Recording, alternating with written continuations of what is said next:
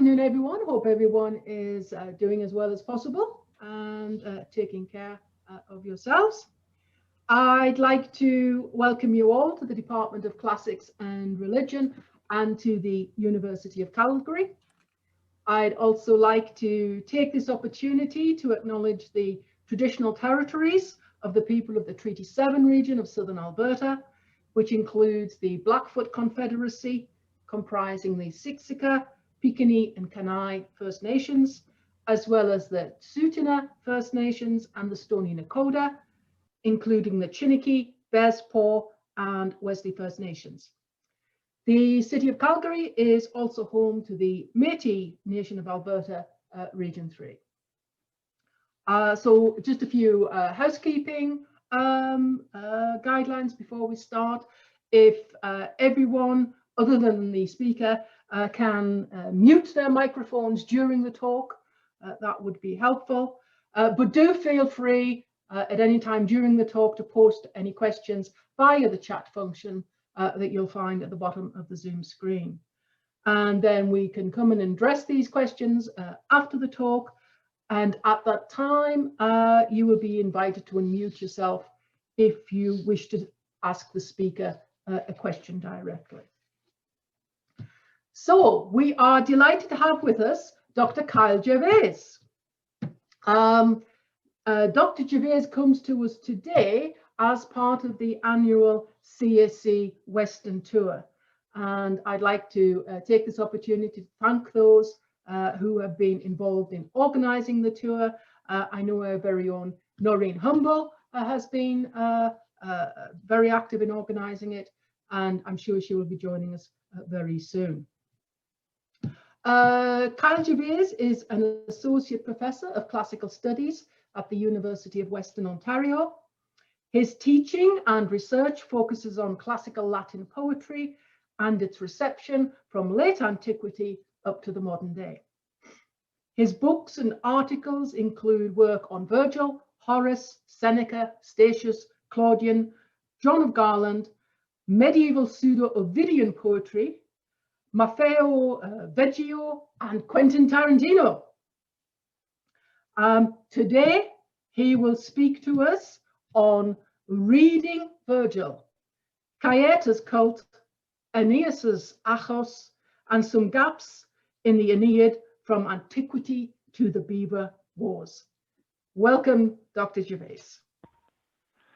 Thank you very much, Leslie, for that very kind introduction. And I'm always glad when Quentin Tarantino shows up in there so people can see just how hip I am. It's a real pleasure to be able to speak with all of you today, even if it's by means of our old friend Zoom. I should say it looks like I'm not looking at the camera. That's because I'm not. My camera is over here, but you are all over here. And so I am looking at you, but not at the camera. And I'm sad it's this sort of mechanical trickery that I don't get to visit you in person, but I'm very grateful to the CAC and to all the participating departments for being flexible enough to switch this lecture tour to a remote delivery. So I'm going to share my screen. And if I've done that correctly, we should now have a title page up there. Yes, great, okay. So I will put on a timer so I can keep track of my time, and I'll be speaking for almost exactly 50 minutes, and then I'll be happy to answer any questions there might be. I know I am speaking mostly to graduates and colleagues, so I have assumed some familiarity with the Aeneid, and that you'll more or less know what I'm referring to when I mention things like textual criticism, emendation, intertextuality, reception studies, but do feel free to ask me to elaborate on any of those things or revisit them during the question period. I'm always happy to talk sort of in more general terms. So the talk will be divided into 3 sections. I will be ending the talk with a couple of later poems that make reference to the Aeneid, but we'll start in the first 2 sections with the Aeneid itself and with 2 characters that don't typically get talked about. First, Aeneas's nurse Caieta, who dies as he reaches Italy and gets a funeral at the start of Aeneid 7. and then Aeneas's faithful companion Achates, who seems to be with him pretty much all of the time and has challenged readers ever since Antiquity to explain what exactly he means. And I'll also, in the start, be talking about two of the ways that I explore Virgil's Aeneid, namely textual criticism and intertextuality, followed by reception studies. So, for our first section, we start with Caieta and textual criticism. In particular, I'm going to discuss an emendation that I've made to the start of Aeneid 7, where I've managed to convince some people that I've reconstructed successfully what Virgil actually wrote. So at the very beginning of Aeneid 7, Aeneas buries his nurse Caieta. And this is Virgil's Latin, and in translation, you too, Aeneas' nurse, in dying have given eternal fame to our shores, Caieta, and now your honor keeps its home, and your name marks your bones in great Italy, if that is any glory. But pious Aeneas, the funeral duly performed, and a burial mound heaped up as soon as the high seas grew calm, sets sail and leaves port.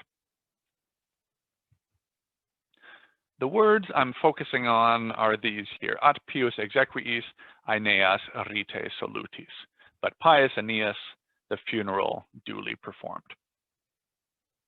Now, this is the text that has survived to us in the manuscripts, and I'll talk about that in a second, but I don't think it's the text that Virgil actually wrote.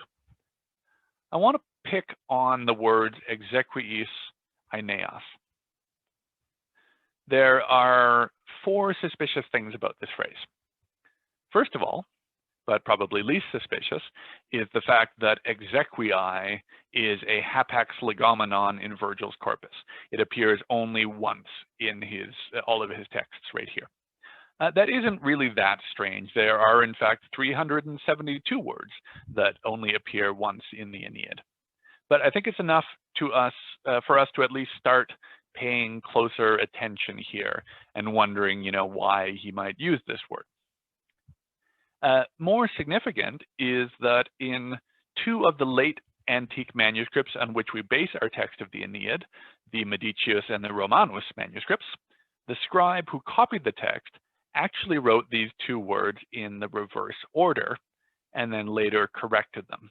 So you can see that here in the so-called Romanus manuscript of the 6th century, in the very faded capital letters A-E-N-E-A-S, Aeneas, E exsequiis, so Aeneas exsequiis, and then we have these little marks here that are an editorial symbol, meaning essentially reverse the order of the words.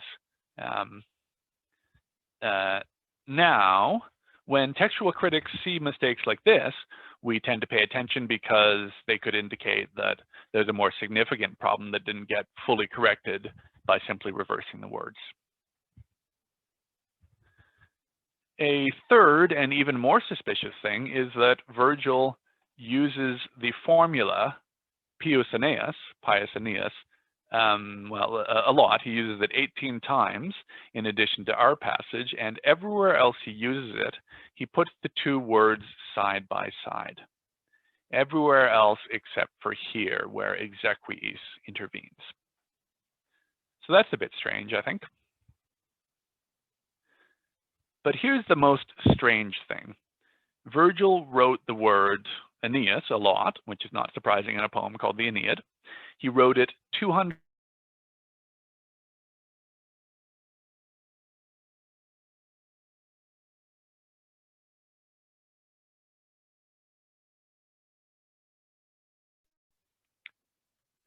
145 times. Virgil put the word Aeneas at the very beginning of the second foot. Quos pater Aeneas si quando adversa vocarent.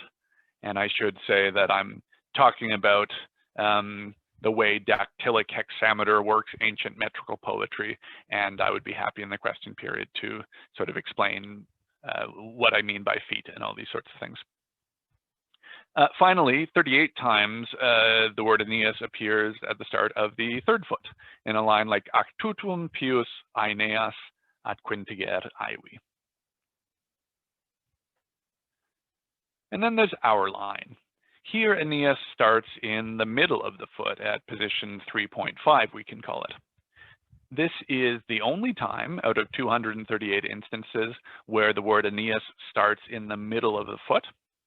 And it's more or less the only time in all of surviving Latin poetry where Aeneas starts in the middle of any foot. So that's weird, right? And it is, I think, enough for us to be convinced that there is something wrong here. Virgil just wouldn't write something that goes against his normal style in several ways like this. Or if he did, he would have to have a very good reason for it. And I've never been able to find one. So once we've recognized the problem, how do we fix it? First, we start with those two late antique manuscripts where the scribe initially copied the words exsequies Aeneas in the reverse order Aeneas exsequies.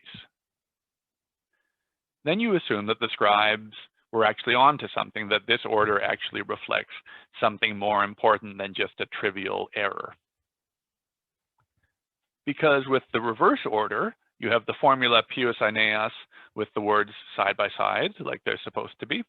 And you have the word Aeneas at the beginning of the second foot, which is the most common place for Virgil to put it.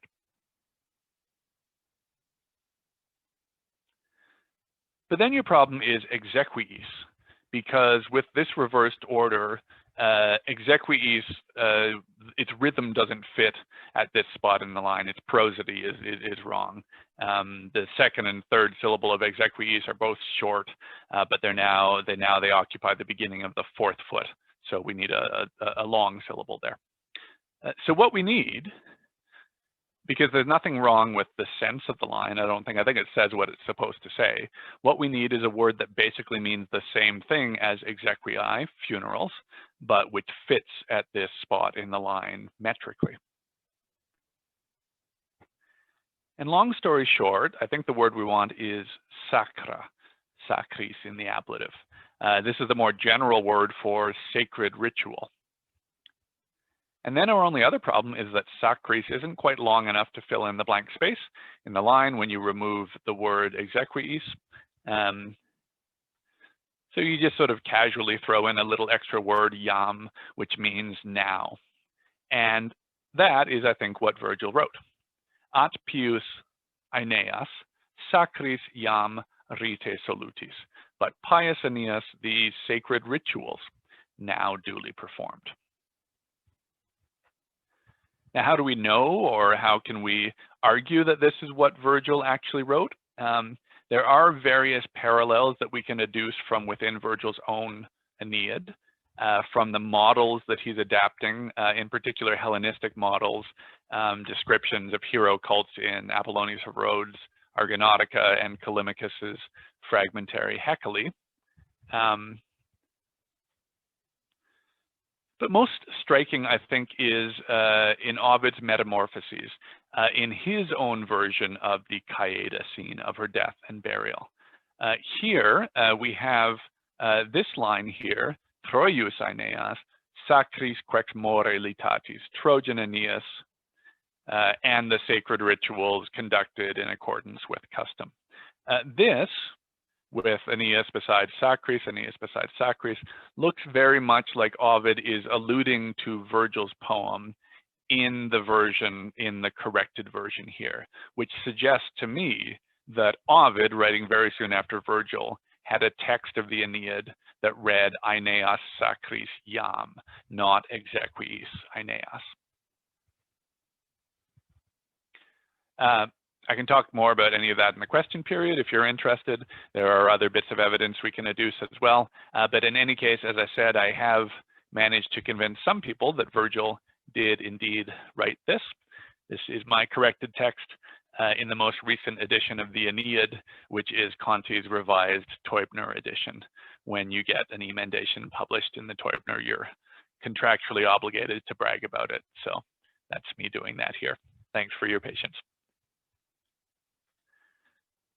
But if Virgil wrote Aeneas sacris iam, why on earth do manuscripts say exsequies Aeneas? This is why, I think.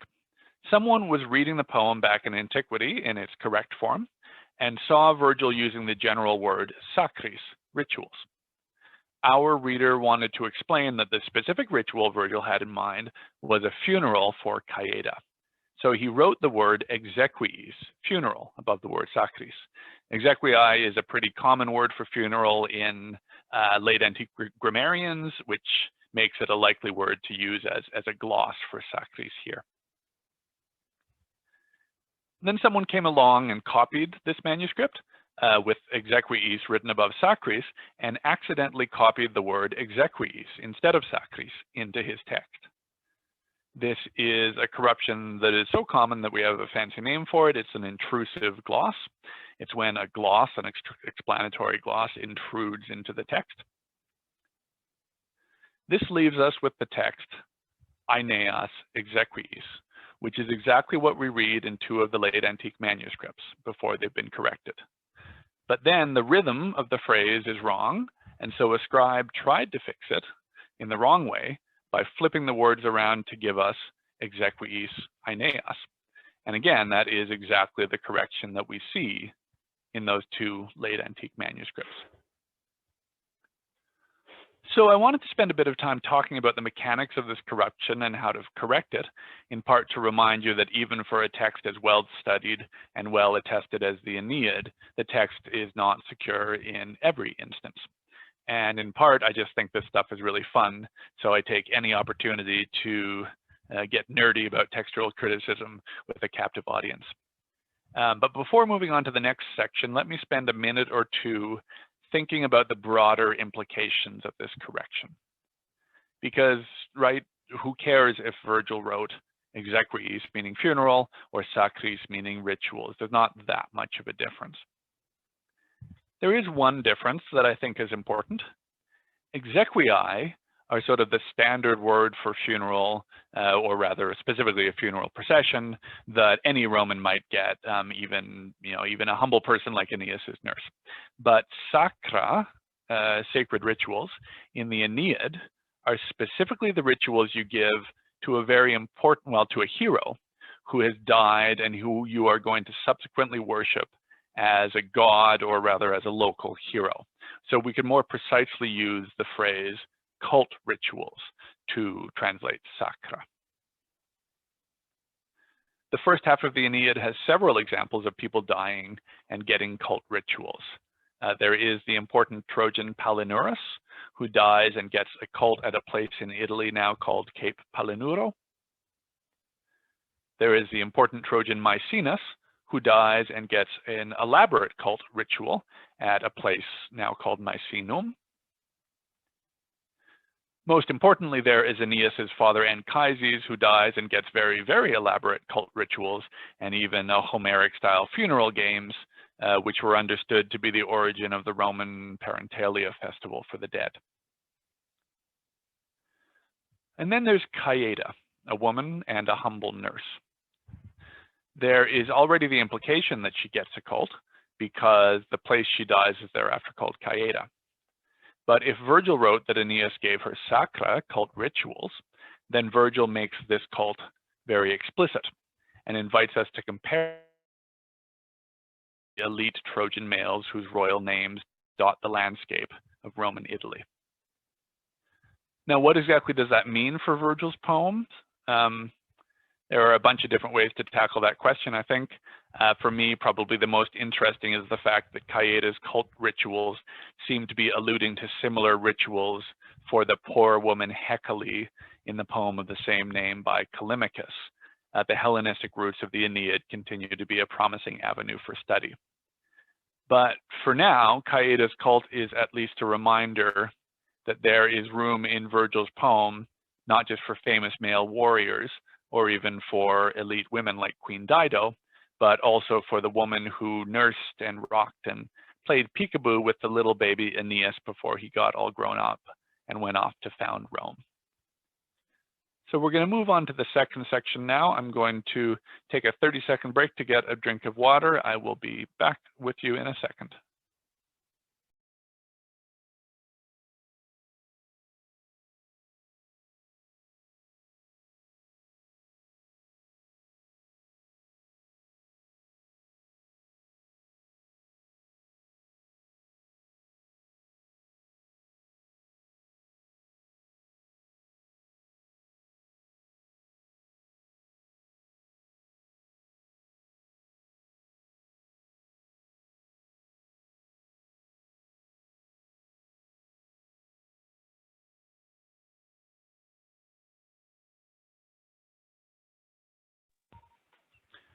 Okay. Now it is time to talk about another understudied character in the Aeneid, Achates, or as Virgil often calls him, Fidus Achates, faithful Achates. He is Aeneas's ever-present friend, confidant, and assistant. He makes campfires for the Trojans, holds Aeneas's bow and arrow, drives his chariot, listens to him when he's sad, runs his errands, and pretty much doesn't say anything throughout the whole poem.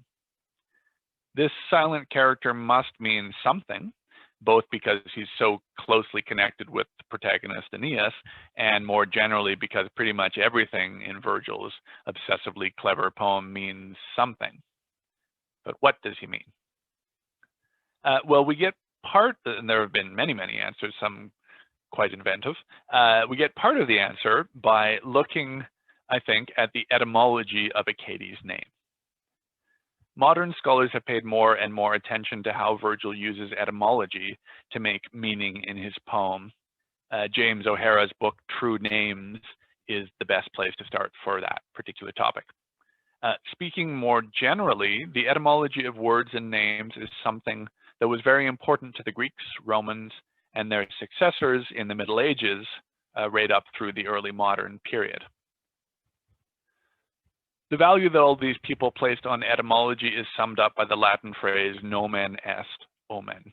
The name is a sign of an object or a person's true nature. It tells you something true about them. It's their true name. And it's important to note that it doesn't really matter whether the etymology is correct in the sense of telling you where the word actually did come from. In fact, most ancient and medieval etymologies weren't correct in that sense. The important thing is that the maker or the reader of the etymology believed that it held the key to understanding the true nature of whatever was being named.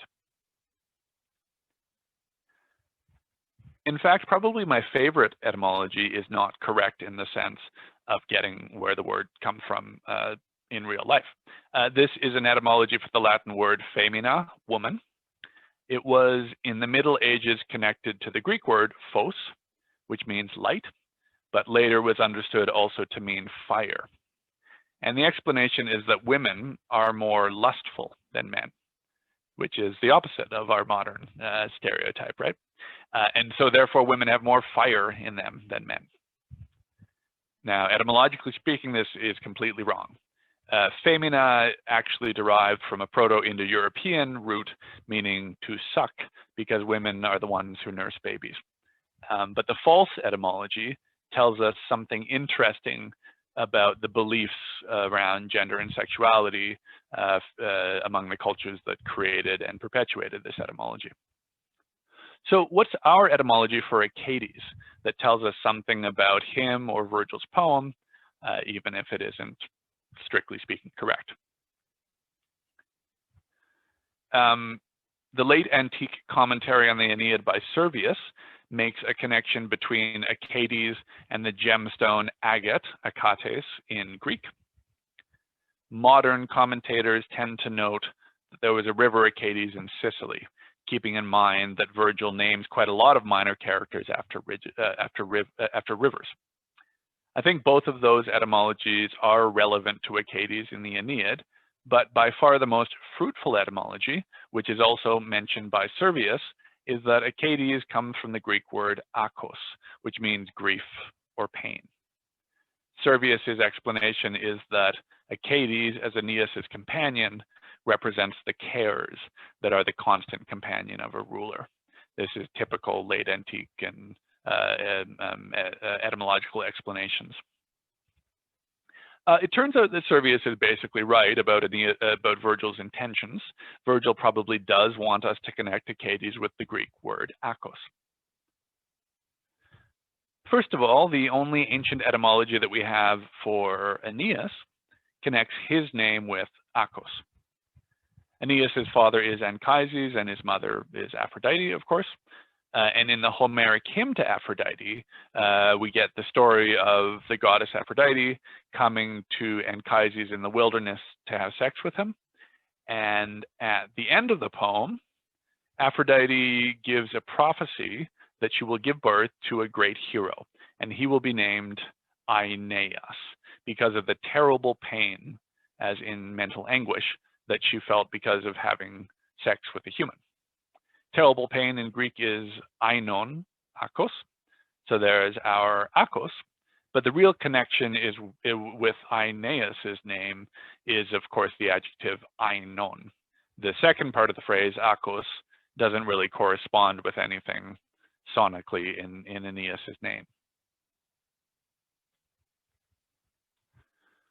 So Virgil improves on this Homeric etymology by giving Aeneas a character named Achates, ainon and āchos together. And one of the very first times that Virgil shows the two characters together is in a scene modeled on the Homeric hymn to Aphrodite. In Virgil's poem, it isn't Aeneas's father Anchises who has an encounter with Aphrodite, but rather Aeneas himself, accompanied by Achates when he sees his mother Venus in disguise in the wilderness near Carthage.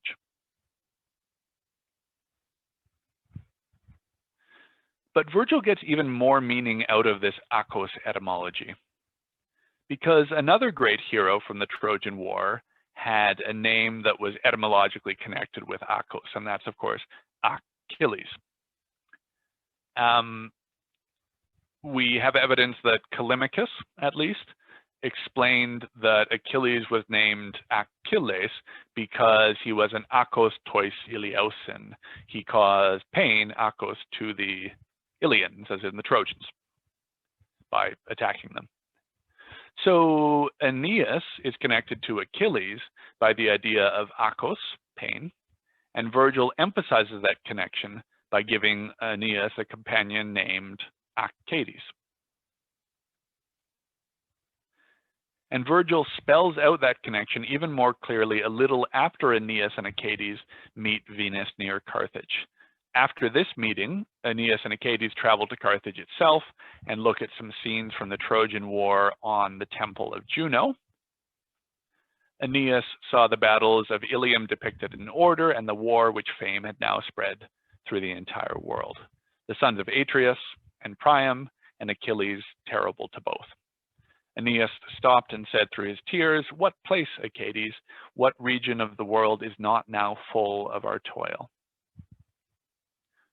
So when Aeneas, a man of pain, sees Achilles, another man of pain, for the first time in the epic on the temple walls, he does so while standing beside Achates, whose name means pain. And just so we don't overlook these connections, Virgil makes sure to put the word Achilles directly above the word Achates at the end of two lines in the Latin. So all of this is pretty clever, I think, but it wasn't discovered by me. I've been summarizing a brilliant article by an Italian scholar named Sergio Casali. I have, however, recently decided to pick up where Casali left off. He left off at the point where he had established in the first book of the Aeneid that Aeneas and Achates mean terrible pain, ainon āchos, and that this connects Aeneas with Achilles as two men of pain. But then after the first book, what does Virgil do with all of this after establishing these connections? We have a couple appearances of Achates in book 3 and book 6 that I'm going to be skipping over because the most important use of Achates shows up in the second half of the Aeneid, its so-called Iliadic half.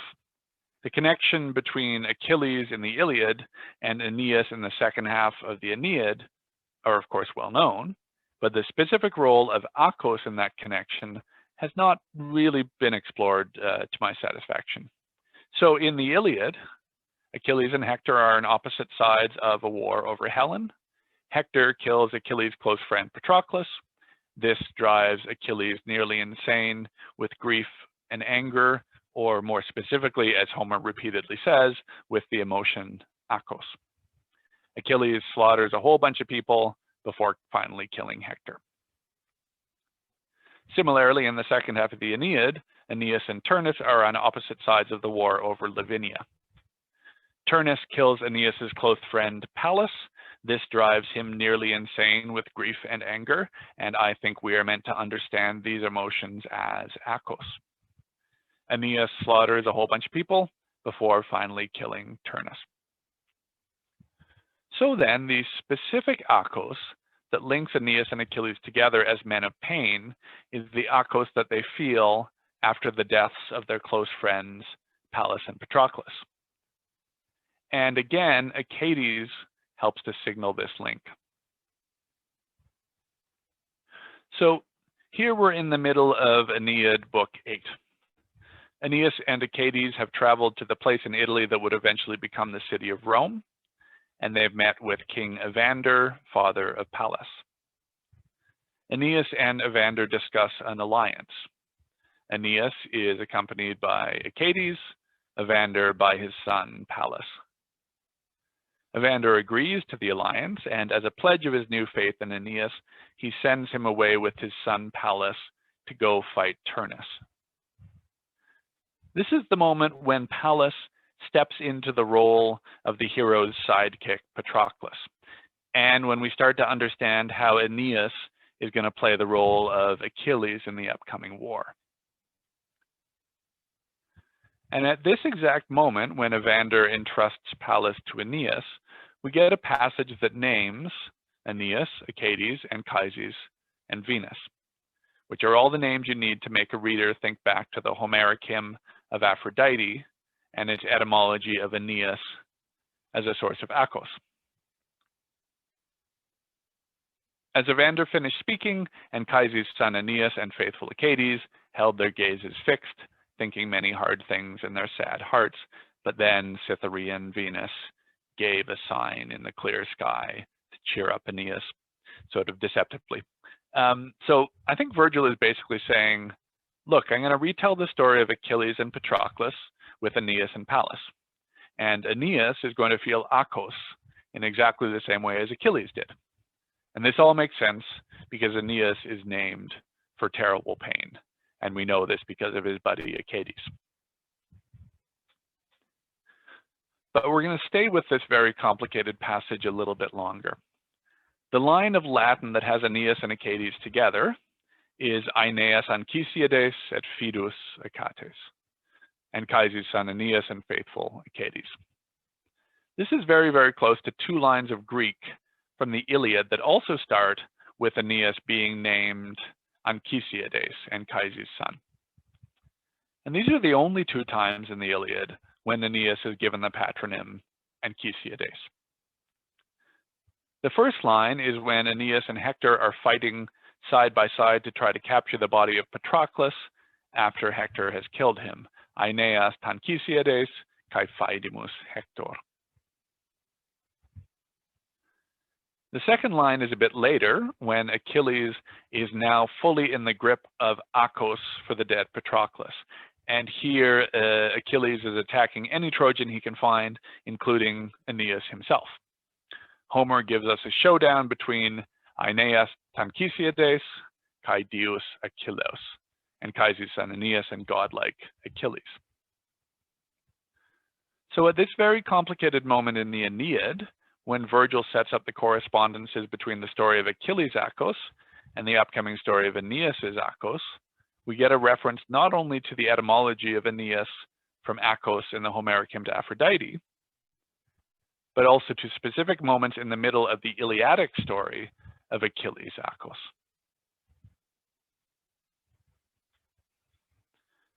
Both of Homer's lines start Anchises' son Aeneas. One ends with Faidimos Hector, glorious Hector. The other ends with Dios Achilles, godlike Achilles. Virgil's line ends with faithful Achates, Fidus Achates. And that adjective Fidus, which is used repeatedly for Achates, means something very specific and important. Aeneas and Achilles are linked by the Áχos that they feel for Pallas and Patroclus. But there's an important difference in the cause of that Áχos. Achilles feels pain for the dead Patroclus because Patroclus was dear to him. In Greek, he was his philos. Pallas is, of course, also dear to Aeneas, but there's another thing joining them together. Aeneas has made an alliance with Pallas's father, Evander. He's made a foedus. When you make a foedus with someone, you give them your faith, your fides. And then you hope that they won't abuse that fides. You hope that they will be fidus, faithful. When Aeneas fails to protect Pallas from dying, he basically lets down Pallas's father Evander. The fides that Evander gave to Aeneas when he gave him his son Pallas has been broken. And this causes Evander pain, of course, but it also causes Aeneas pain because he's failed at upholding one of the most important Roman virtues, fides. And that, I think, is why Achates is frequently described as Fidus.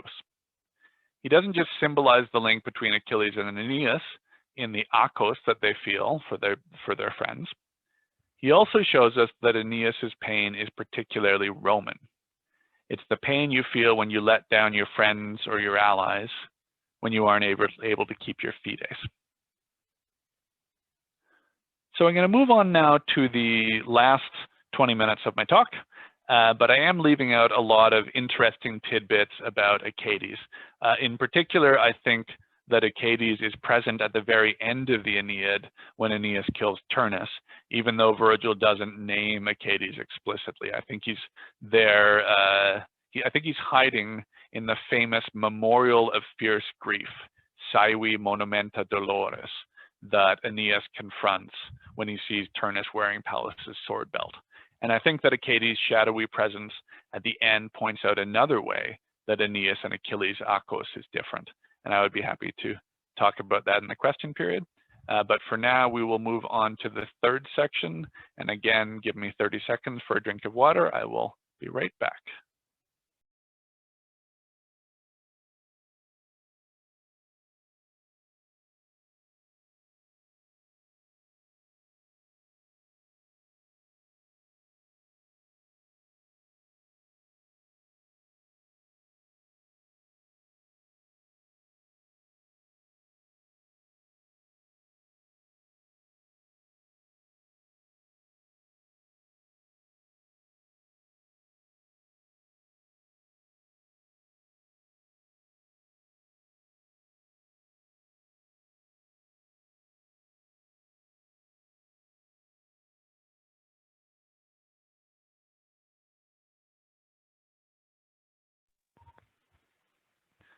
Okay, here we're going to talk about two different moments in the Aeneid's reception.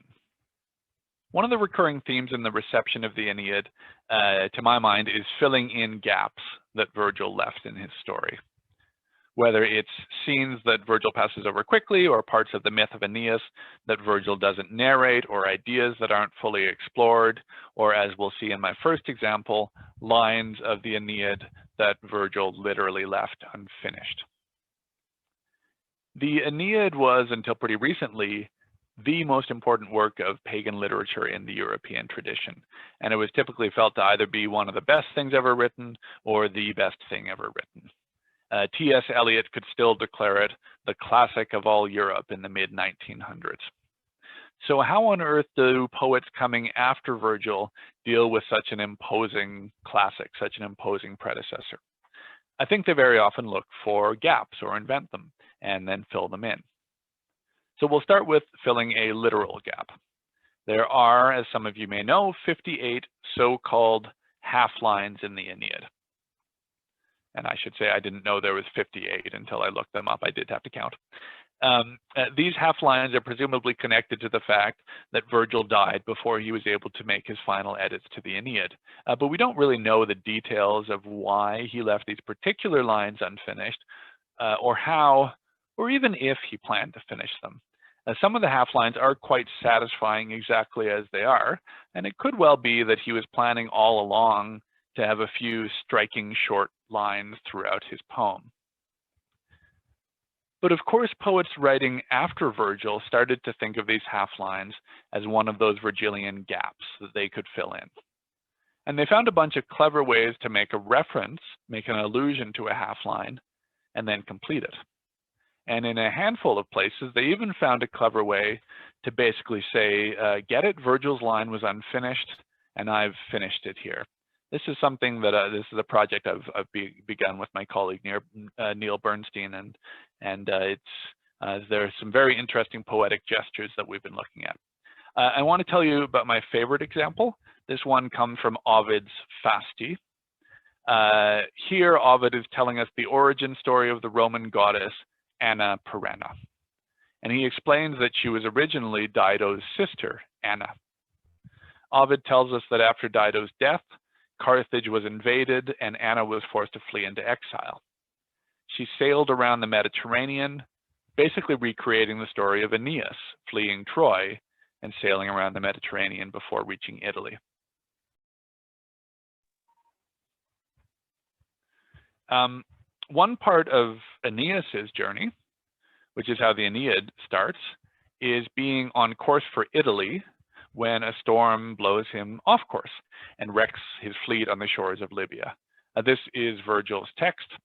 There is a place which the Greeks call Hesperia, an ancient land powerful in war and with rich soil.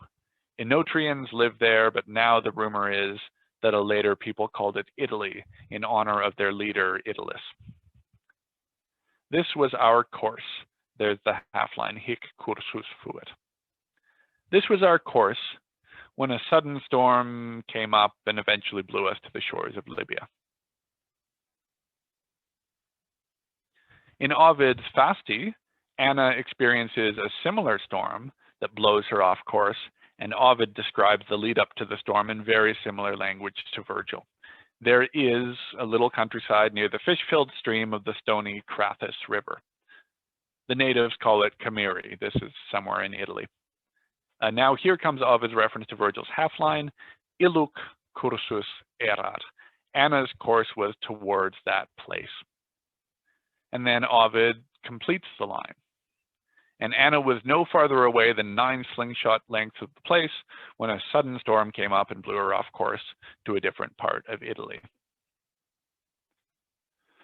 So most basically, I think Ovid is saying, look, I can take Virgil's story of Aeneas wandering the Mediterranean and repurpose it for my story of Anna wandering the Mediterranean. And I can take a line that he didn't finish, allude to it, and show you one way of finishing it. But my favorite part is this. The words that Ovid uses to complete Virgil's half-line are nec longius abfuit inde, and she was no farther away from that place. Read just the first 2 of those words, nec longius, and no farther. I think this means Virgil's line goes hic cursus fuit and no farther. Okay, I want to spend the last 15 minutes, which will take me, a little past 50 minutes. I want to spend the last 15 minutes talking about a poem that identifies a different kind of gap in the Aeneid. Not some missing words in a half-line, but rather a spiritual gap. This is a poem by a Jesuit missionary from the 1700s. This missionary is a frighteningly devout Christian, and he's talking about the martyring of some of his fellow missionaries in a place just a couple hours down the road from me in a town now called Midlands, Ontario. And the poem thinks about the glorious afterlife of these martyrs in the Christian heaven. This is a gap that Virgil couldn't even imagine in his pagan poem, or not precisely at least. This is an image of the manuscript page where the poem is recorded at the start of something called the Journal of the Jesuits. And I think the actual page of Latin is fascinating for all sorts of reasons. I don't know for sure that the scribe for this page is also the one who composed the poem, but that's been my assumption. And if so, we do see some tantalizing details of this compositional process. So for instance, in the 5th line here, dispice sacratas nostrorum ex ordine pugnas. Look upon the sequence of the sacred battles of our people. And I will soon show you the entire poem in English. But this here is referring to the Jesuits' missionary activities and martyring, their sacred battles.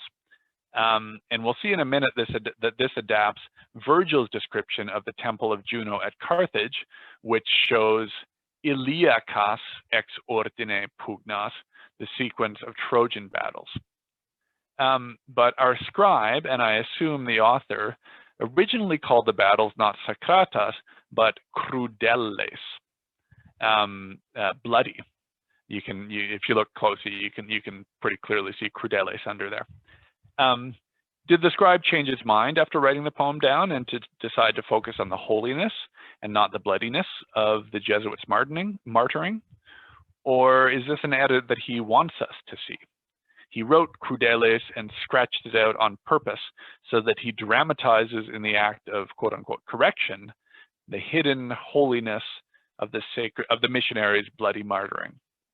I'm just sort of speculating here, and in any case, I'm getting ahead of myself. There is some important context to cover first. So, as I said, this is a 10-line Latin poem written in New France sometime after 1650 and included at the start of Le Journal des Jésuites. That is a work that records the failed Jesuit mission to convert the Hurons. The poem centers on the destruction in 1649 of the Jesuit settlement at Sainte Marie among the Hurons during the so-called Beaver Wars of the Iroquois Confederacy on one side, and on the other, the French and their indigenous allies, the Algonquins and the Hurons. At the same time as Sainte Marie among the Hurons was destroyed, the Huron people themselves were nearly massacred, and the survivors were driven off their land by the Iroquois. Now, I'm using the term Iroquois, Algonquins, and Hurons as in the Latin poem, and as the terms are still sometimes used today, but it's important to note that the terminology has evolved and that this isn't just an academic exercise. I mentioned that the site of Sainte Marie among the Hurons is pretty close to me in a town called Midlands, Ontario, and that town has a shrine to the 8 Jesuits who were martyred when their settlement was destroyed. So this is history that's still alive to many Catholics. I think of my grandpa, who was a devout Catholic and made sure that we went to church every Christmas, which is the most that we would agree to. But the indigenous people that the poem called the Iroquois call themselves the Haudenosaunee. This is sort of, with the modern names, this is the original territory of the indigenous tribes at the time.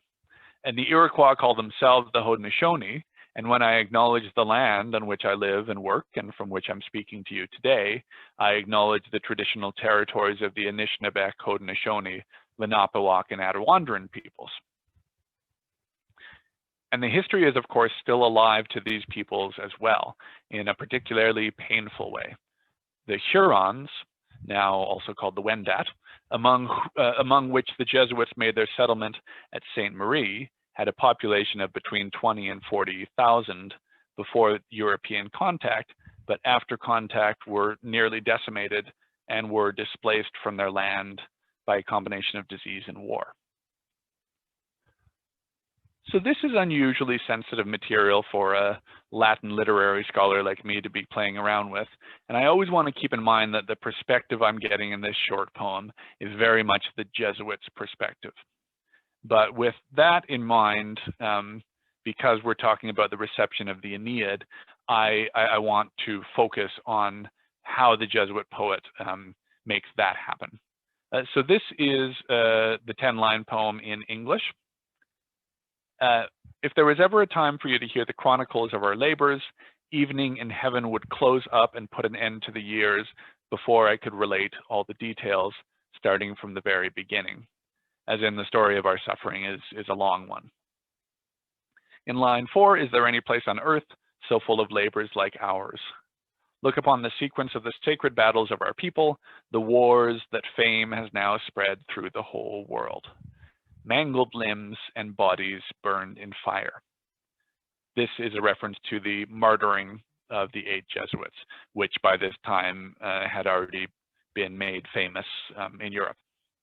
The Iroquois plotted to obliterate the famous race of the Hurons and laid waste to the colonists with a great slaughter. They killed their enemies and destroyed the Algonquins. This is the destruction of Sainte Marie among the Hurons and the slaughtering and displacement of the indigenous people in that territory. Now, as I said, the whole poem is closely modeled on passages of the Aeneid. As you can see from my very elaborate color coding, the first 3 lines on the long story of the Jesuits' suffering repeats almost word for word Aeneas' speech to his mother Venus in Aeneid 1, where Aeneas says that the story of the Trojans' suffering is too long to tell. And this is just the English, but I can tell you that the verbal echoes are also very, very clear in the Latin. It's almost an exact quotation. The next 3 lines on the fact that the Jesuits' suffering is well known repeats almost word for word Aeneas' reaction to seeing the story of the Trojan War depicted on that temple of Juno in Carthage. So most basically with these references, the poet is making a close connection between the Trojans and the Jesuits. Both left home in Troy or France to come to a new land, and both were made famous by their trials and tribulations. The 8th line is the Iroquois plotted to obliterate the famous race of the Hurons. Here the poet makes reference to Virgil's description of the Etruscans, who were allies of the Trojans in Italy, as a race famous in war. It's gens praeclara in both passages, which is the only instance of this phrase in the Aeneid. So if the Jesuits are the Trojans, suffering famously in a foreign land, the Huron are their loyal ally in that foreign land, just like the Etruscans were to the Trojans. This idea of the French and the Hurons as allies is consistent with French colonial policy in the region at the time. Unlike other areas of North America where Europeans more openly subjugated the indigenous peoples they found, and the Jesuits were guilty of this, especially in the southern parts of North America, unlike that, in New France, the landscape was difficult, and the all-important beaver fur trade relied on the labor and expertise of the local indigenous people. And so here, French colonial policy and rhetoric viewed their indigenous allies as not exactly equal to the Europeans, but at least people that could be negotiated with, worked alongside, and converted to Christianity. Now, of course, all of this still had disastrous results for many of the indigenous tribes, but within the poem itself, it does help to explain why our poet is looking for classical examples of helpful allies rather than dangerous, quote-unquote, savages to describe the Hurons.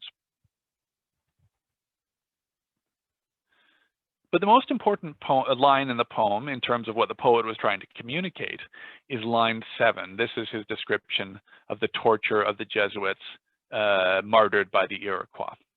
Mangled limbs and bodies burned in fire.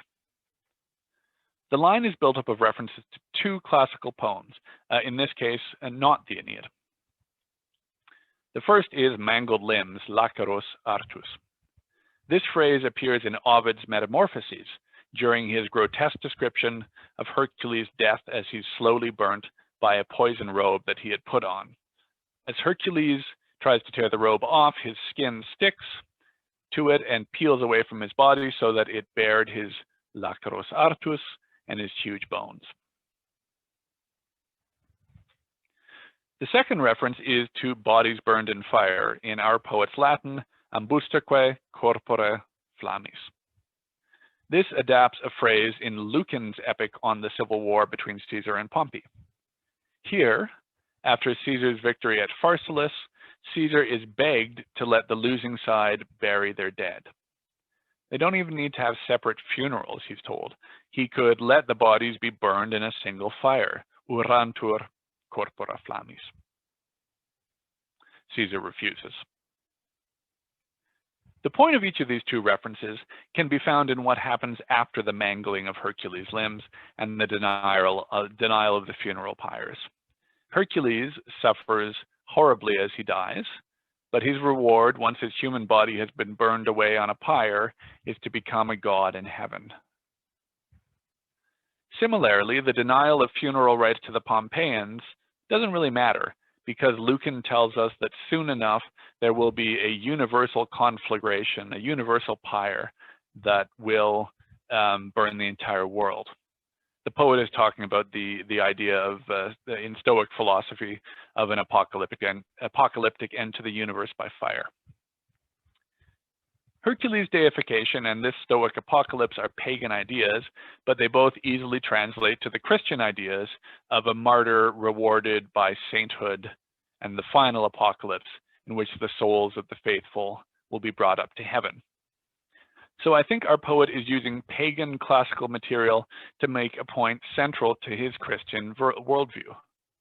In the Jesuits' zealous mission to win converts to Christianity around the world, they may suffer and even die, but this is okay, and even to be fervently desired, because the reward for martyrdom is eternal life. Now, this is kind of beautiful in its own way.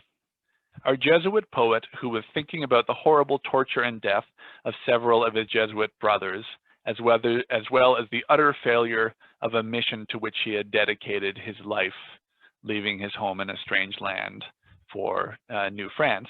Thinking of all of that pain, the poet reaches back to classical models to express in the beautiful language and ideas that form the basis of his entire culture, his deep felt feelings. Of course, in another way, it's all horrifying. This noble Latin poetry and careful references to the Aeneid tell the story of a fanatical group of Europeans who participated in the colonization and decimation of the indigenous peoples in New France, which initiated a system of exploitation that continues in various ways to this day. In fact, it's precisely because the Aeneid was so successful at making the suffering of the Trojans heroic and making the suffering that they caused when they came to Italy all seem worth it. It's precisely because the Aeneid is successful in justifying what was essentially the forcible colonization of Italy by Aeneas and his people. It's that artistic and rhetorical power that actually makes the Aeneid pretty dangerous. To wrap up now, I started this section on reception by thinking about it in terms of filling gaps in Virgil's poem. One of the most important gaps, I think, is one of perspective. Virgil tells us many stories in the Aeneid, like the suffering and death of Dido, Pallas, and Turnus, all people who met Aeneas and paid for it. But Virgil doesn't make their stories the center of his poem. Their stories are all made secondary to the dominant narrative of Aeneas's divinely ordained mission to found Rome in Italy. This classical model for taking other people's stories and making them subordinate to a dominant colonial narrative is unfortunately one of the reasons that the Aeneid remained central to European culture in the early modern colonial period right up to around World War II. It's an example of classics used to justify bad things. It's not the only way Virgil's poetry has been used, and there's lots of good ways it's been used, and I'd be happy to talk about that in the question period in a second. There is, for instance, a fascinating French-Canadian play that adapts the Aeneid as a refugee's story. I saw it a couple years ago here at Stratford, and I think it's absolutely the perfect antidote to the historical use of the Aeneid as a colonial narrative. I do feel a bit bad ending this talk with such a gloomy example of classical reception, but we are in a time when everyone is thinking critically about the stories that we tell and the ways they can sometimes do harm. So I thought it might be okay to give you a mix of the fun and the serious sides of Latin poetry as I see it. And with that, I'll stop talking and you can tell me what questions you might have or what you'd like me to elaborate on. And I thank you for your attention. Thank you very much. That was wonderful. Do we have any questions?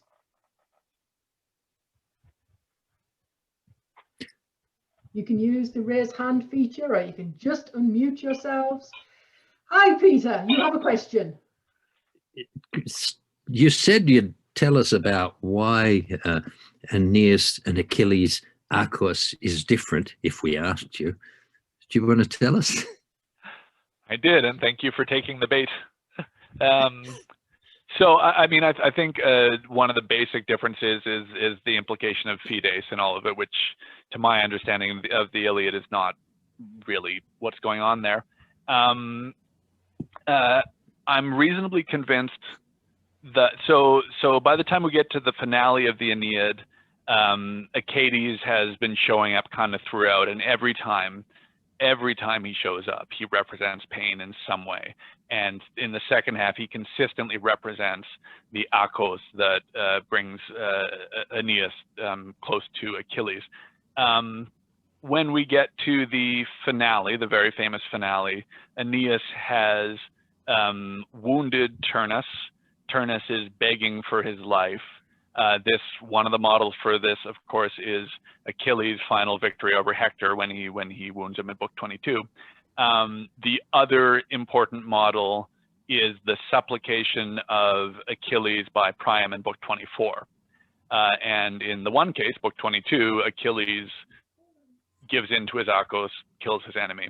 In Book 24, very significantly, he accepts the supplication of Priam, and twice says, despite the Áchos that we both share, let's be humans together, and let's sort of commiserate. So the story of Achilles' Áchos in the Iliad ends with him finally putting aside his Áchos. And when Turnus has supplicated Aeneas, the question, I think, is, what's Aeneas going to do? Is he going to follow Achilles down the path of killing Hector, or follow Achilles down the path of granting a supplication? And then it's that sight of Pallas's sword belt that sends him into his final rage. And it's specifically described as a monument of savage grief. And I have a long explanation that I won't burden you with for why the savage grief, the saevus dolor, is in fact a direct translation of ainon Áchos. So I think what we see in the very last scene is Aeneas being reminded one more time of his ainon Áchos. And what that reminder does is compels him to kill Turnus, to not follow Achilles at the very last moment in putting aside his Áchos. And I think it's Achates' presence sort of all the way through, representing that Achillean Áchos, that primes us for this moment. I mean, the finale has been talked about a million times, and certainly lots of people have talked about how disturbing it is that Aeneas has this intense emotion at the end. And I think that emotion is specifically, well, it's described as dolor and ira, which I think are the two facets of Áchos. It's some sort of pain that causes you anger, that causes you to do violence. And then the last little wrinkle in all of that is Achates' connection to Fides. Because when Aeneas is facing down Turnus, he has an obligation to avenge Pallas. The Fides that Evander has imposed on him obliges him to kill Turnus. And Evander says this several times in the epic. But another conflicting obligation of Fides is Turnus is supplicating him, and suppliants can claim Fides. In fact, Priam in Book 2 of the Aeneid, when he's about to be killed by Neoptolemus, says, "You're not like your father. Your father respected a suppliant's Fides." And so Aeneas is now trapped between the Fides that obliges him to kill Turnus and the Fides that obliges him to respect the supplication. And he doesn't unknot this knot rationally. It's Áchos that finally makes the decision. So I think that this complicated symbol of faith and pain that has been going all the way through the epic in some ways primes us for that last moment. So anyway, that's my attempt to contribute to the reading of this scene that's been read a million times, if that made sense. So the poem sort of ends in Book 22 of the Iliad, doesn't it? That he never gets the chance to do an Achilles with Priam. No chance at a sort of redemption. He doesn't, and this is one of the gaps that starts getting filled later on. While I was working on this, I was also working on a couple Renaissance supplements to the Aeneid. The Maffeo Vegio that was mentioned at the very beginning in my biography wrote the most famous one. And the very first thing he does is have Aeneas give a speech that gives all the rational reasons for why he had to kill Turnus. It's like he's saying, okay, that emotion at the end is not nearly heroic enough. Let me clean that all up. And then he narrates the burial of Turnus and the marriage and sort of all the things that Virgil left hanging to give us, well, to give us a happy ending, as opposed to the ending in pain, in Aeneas's pain, and then the groan of Turnus as his soul flies down to the underworld, which also brings in the odd. There's a million threads to unknot in the scene, but yes, you're absolutely right. We think maybe we're going to get the supplication at the end of the Iliad. Instead, we get the moment of violence in Book 22. Thank you. Craig, you have a question. I do. Thank you for this. This was wonderful. I want to take other bait, if that's okay. That's why I laid them. I as a fellow textual criticism nerd, I'm very happy to take you up on telling us a little more about your emendation. Congratulations on that, by the way. That's awesome. Thank you.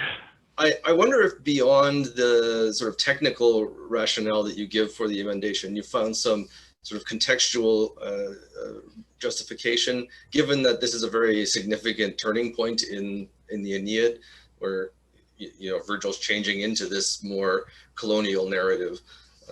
I wonder if sacra is more justified there. Oh, interesting. Yeah, I don't know if I had quite thought along those lines. The appropriateness of sacra, I thought, first of all, that, as a continuation of these other cult rituals throughout the poem, and I think there's a particularly satisfying resonance with the sacra for Anchises. That's Aeneas' father, and then Caieta is basically his default mother, because of course Aphrodite can't be killed. And then beyond that, there is Hellenistic resonances that I think I mentioned. So the burial of a humble, kindly woman when the hero is coming back from a quest, going to the underworld, echoes pretty precisely the plot of Callimachus's Hecale as we know it. Hecale is hospitable to Theseus. He goes off on a quest, come back, she dies. He gives her cult honors. So there's that, and then there's a more complicated resonance with Apollonius of Rhodes' Argonautica, where there are 3 heroes that get cult rituals as the Argonauts are sailing along, and they all kind of correspond to bits and pieces of these cult rituals in the Aeneid, and Caieta's corresponds to one character who gets very clear descriptions of cult rituals in terms of animal sacrifices and things like that. So that's kind of, I'm not sure if I'm answering your question. That's the context for the sacra that I kind of had in mind. As for its appropriateness for the second half, well, I don't know, right? I mean, I was arguing only insofar as was necessary to prove or to argue for the emendation, and I've not yet got to the point where I kind of thought about the implications of it. So this talk is one of my first gestures towards that, and I'm hoping the emendation will catch on, and people smarter than I will tell me what it means, right? I was just wondering if there's a connection with the way the book starts, right? It's very clear, like it's our shores, right? This is now where we belong, and then we're gonna like plant a proto-Roman on this soil as the first thing we do, right? And then we're gonna contrast it to the next place we visit, which is like a monstrous place that also is named after a person, Circe. Yeah, so that's interesting. It's sort of I don't know, kind of is a preamble to this colonial narrative of the second half. Yeah, no, I like that a lot, actually. Well, and the start of Aeneid 7 is sort of famously fuzzy. Like Caieta gets mentioned at the end of book 6, and then her funeral doesn't happen till the start of book 7. And then, yeah, we do kind of get these Greek moments as they sail a little bit farther. And then finally, like 50 lines into book 7, you get a proper invocation where Virgil says, okay, now I'm going to talk about heroic stuff.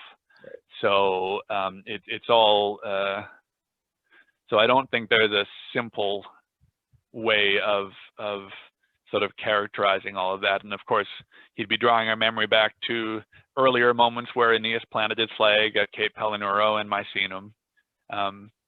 But yeah, I mean, to have another cult, to have another flag planting right at the pivot of the epic, I think is quite striking. So yeah, that's cool. Thank you. Thanks.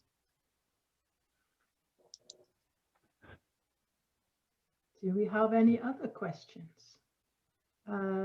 Zachary. Hello, Zachary. Hello, thank you for that talk, and thanks to the department for making this public. I'm zooming in from Saskatoon, actually, and appreciate being able to participate in the lecture tour this year. Dr. Gervais, I'm interested in the Jesuit poem. I've been thinking more and more about classical receptions in this context, and have written just a very little bit about it. But I wondered about the narrative mise en scène of the intertext, because I think there's something interesting there. In the first sort of substantial sort of quotation, the poet is addressing divinity, right? And then in the second substantial quotation, the poet is sort of, yeah, perfect. If you're bringing up that slide, I think it's the Jesuits equals Trojans slide. Yeah, I have it in front of me on my second screen. Yeah, sorry. So Aeneas is addressing Venus in that first one, right? Yeah. And in the second one, Aeneas is being presented with a kind of history of Trojan suffering. And I wondered about the relationship between those two substantial intertexts and the kind of, I guess, I don't want to say the publication of this poem, because it wasn't published, right? It was recorded in a manuscript. It was published, I think, in the 19th century. But the manuscript itself is essentially like, it's annales, right, of the Jesuit experience in New France. And especially, it's not the relations which are sent to France and are sort of a public sort of presentation, a public narrative in some ways. Yeah. It's the journal, which is used only by Jesuits, right? I think it's still held at the archives of the Séminaire de Québec. And yep. I wonder, like, it's sort of, if the kind of audiences of these intertexts somehow sort of map onto poetic audiences of the Jesuit poem, if there's some kind of a shared context in a way, or an imagined shared context. I'm just riffing. I haven't thought of, so obviously I've read Professor Westra's article on this, and I've thought about it in that sense. But the way that you presented it in terms of these really substantial intertexts, it made me think for the first time about really, really what's happening in the Aeneid in these moments. Yeah, I don't know. It's a thought, I guess, and so a question. Yeah, and this is the most in progress of my in progress things I'm presenting. So I'm still in very preliminary phases. I'm glad you mentioned Westra. If I'm correct, he's an emeritus at Calgary. Yep. So he was the one to sort of bring the world's attention to this, I think, in a really excellent article. Speaking, and you really hit the nail on the head with the fact that the audience for this would not be the public back in Europe, but the Jesuits themselves. I'm still learning a lot about Jesuit Latin poetry, which is a huge area of study, and the really tight community they had, and sort of the shared understanding in all sorts of different ways. If I recall correctly, Westra does point out the fact that this is addressed to Jesuits as a justification for why it's not particularly triumphal, right? It's look how sad everything is, we all died. I think what he didn't progress to, the thing that I hope to contribute is there is a triumphalist narrative, or there is a spiritual triumph in this corporal destruction, right? That only comes out in the intertexts, which I just think is so cool. And so I've not at all answered your question. So your question is, okay, so in the first section you have Aeneas addressing a divinity. In the second, he's looking back at his own history. And I'm sorry, no, I'm missing the connection you made, which I think was good. No, of course. I'd always read it sort of the way that Professor Westra suggested, but the way you presented the intertext made me think for the first time that there's this si wakatana les, oh God, if you had the chance to hear our labors, right? Yeah. And so there's it's not just an internal audience. It also makes sense in a Jesuit text like this to begin with a kind of prayer. Yeah. Right? So we're putting up a prayer to God, and so there's that. It is a kind of external audience. Again, I'm just riffing, but because Aeneas is addressing Venus, it seems to me that it invites us, if we know the intertext well, to imagine God as an addressee. Yeah. And I think you're absolutely right about the sort of triumphalist narrative, and I think that's what I wonder is if that ties in then to sort of what the book that follows is actually doing, which then sort of proceeds to tell the story of the Jesuits in New France, I think from like 1645 to, I don't know, sometime in the late 17th century. Yeah. So the way you presented it suggested something really interesting to me, which is why I wanted to ask about it. Okay, so a thought and a question. The thought is, the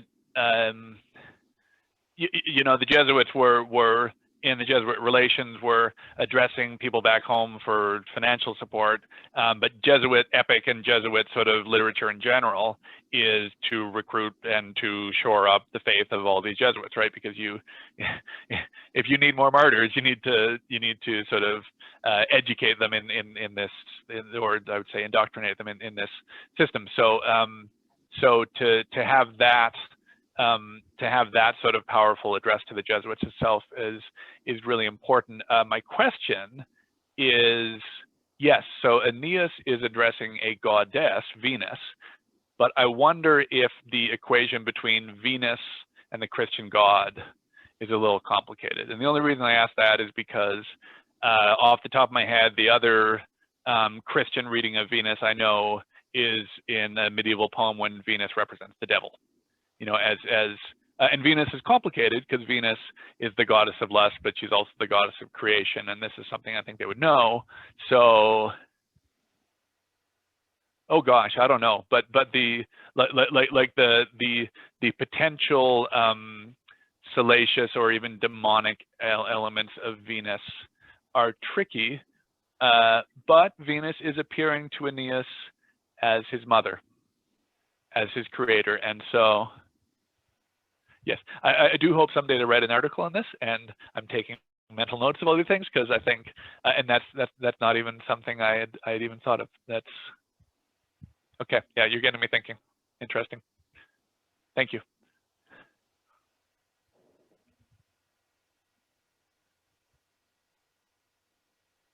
I see Lisa Hughes with a hand up, I think.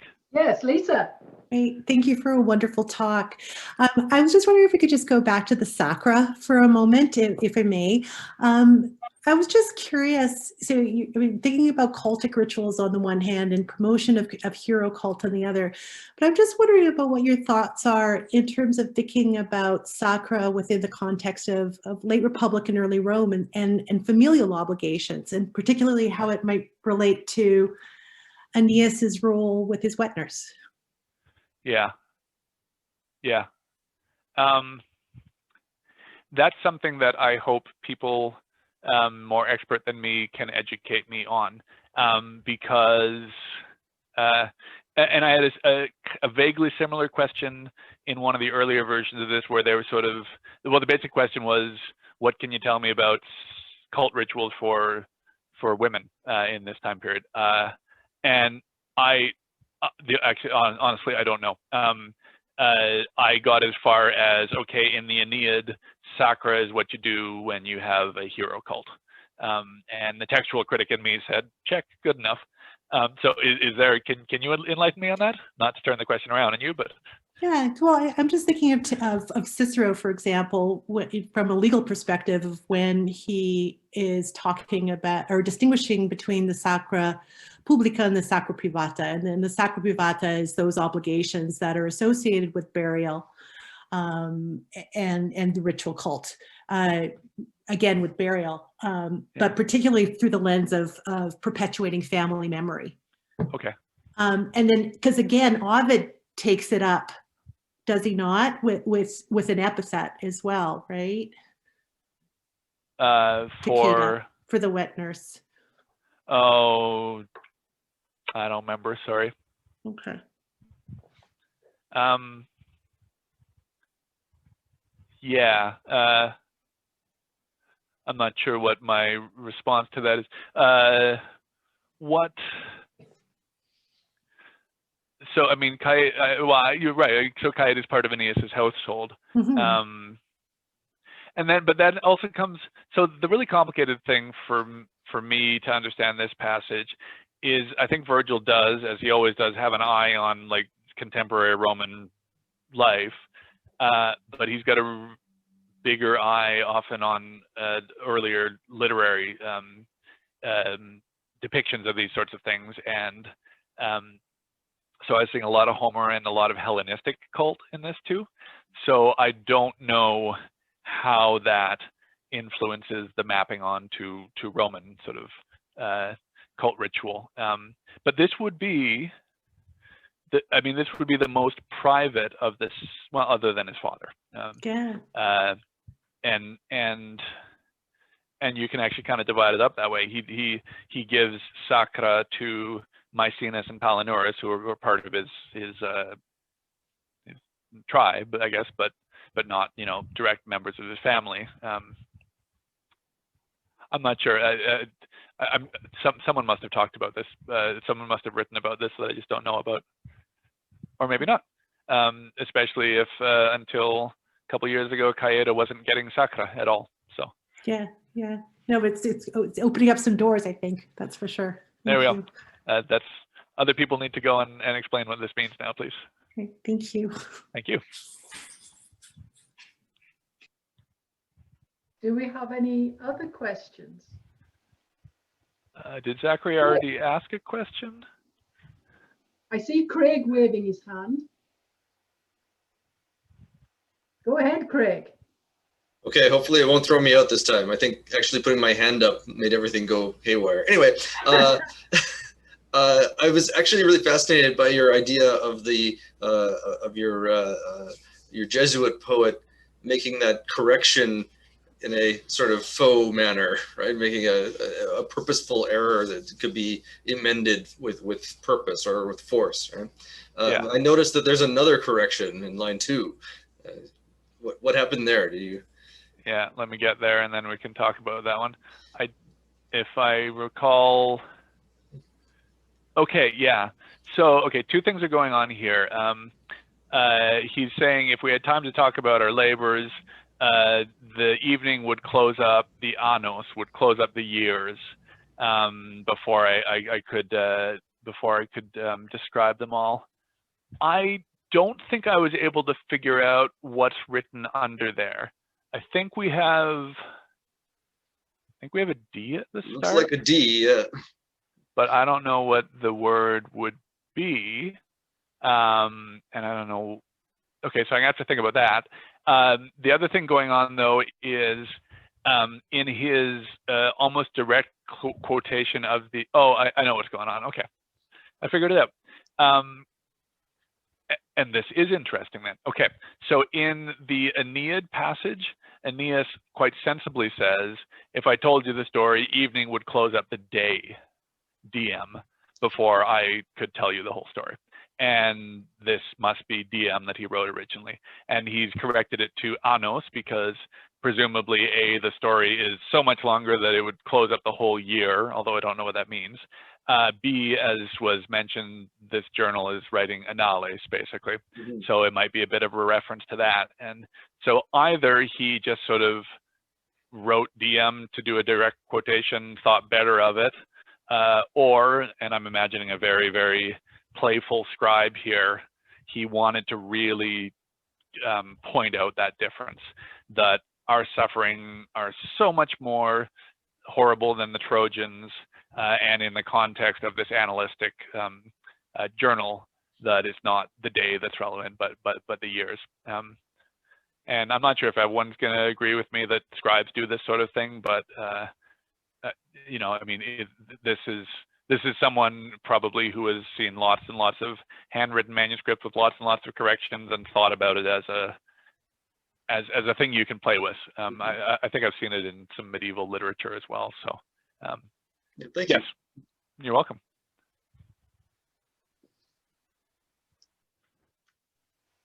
Any other questions or comments that anyone would like to make? I think I've all kept you. Oh, John. Yes, may I just ask a question about a very basic question? With so many allusions to the Greek buried in Virgil, and Virgil's obvious familiarity with the language as all Roman intellectuals would have been, is it thinkable that he could also have written poetry in Greek?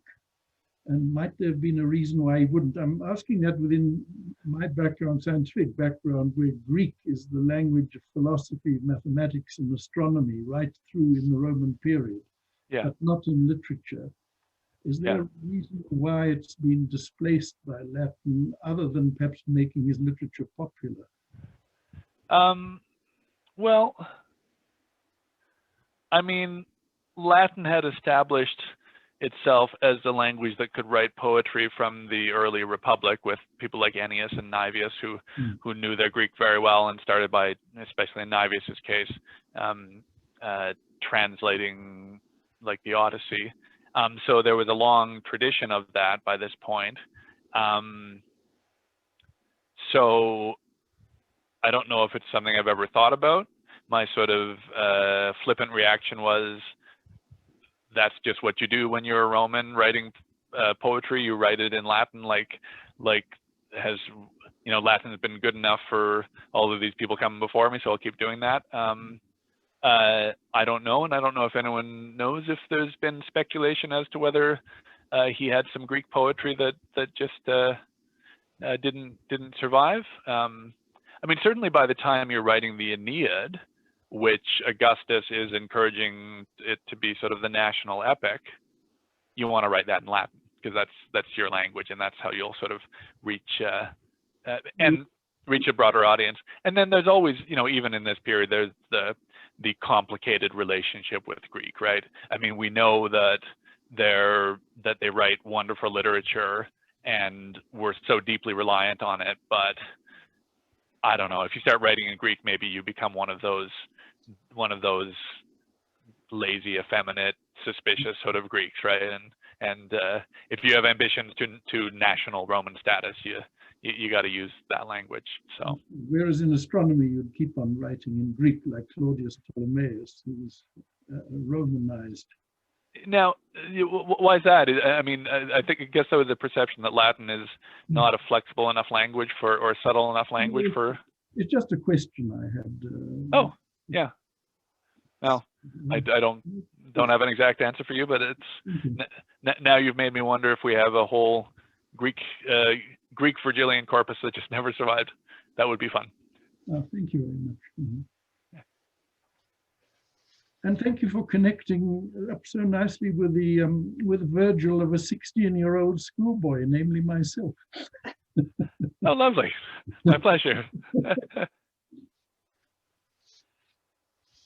Do we have any final comments or questions or anything? I think I've kept you all more than long enough. I would just like to say that Kyle does have 2 other talks that he's delivering.